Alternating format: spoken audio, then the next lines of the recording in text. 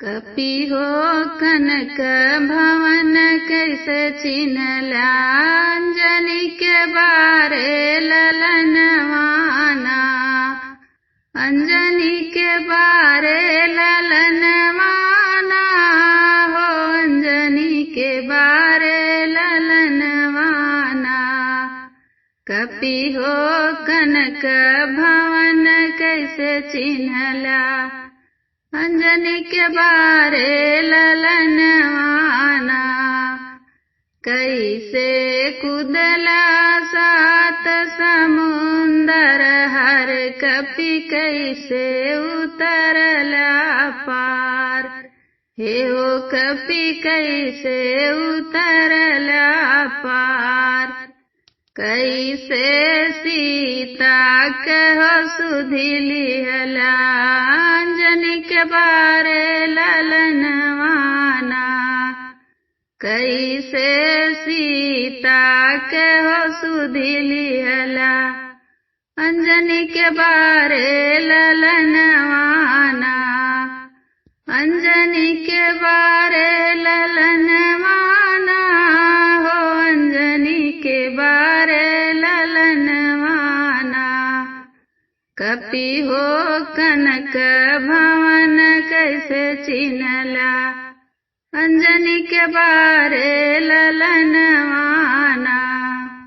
छल से कुदली सात समुंदर हरे राम बल से उतरली पार। हरे राम बल से उतरली पार। पूछी के सीता कहो सुधि लिहली अंजनी के बारे ललनवाना। पूछी के सीता कहो सुधि लिहली अंजनी के बारे ललनवाना। कपि हो कनक भवन कैसे चिन्हला अंजनी के बारे ललनवाना। अंजनी के बारे ललनवाना हो अंजनी के बारे ललनवाना। कपि हो कनक भवन कैसे चिन्हला अंजनी के बारे ललनवाना। लंका गईली आग लगवली हरे राम मुख से बुतवली आग। हरे राम मुख से बुतवली आग। राम नाम लई रावण मणि तोड़ली अंजनी के बारे ललनवाना। राम नाम लई रावण मणि तोड़ली अंजनी के बारे ललनवाना।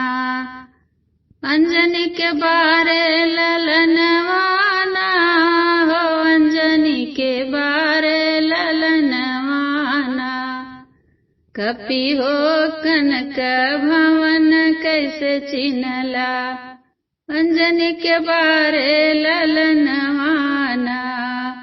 अंजनी के बारे ललनवाना।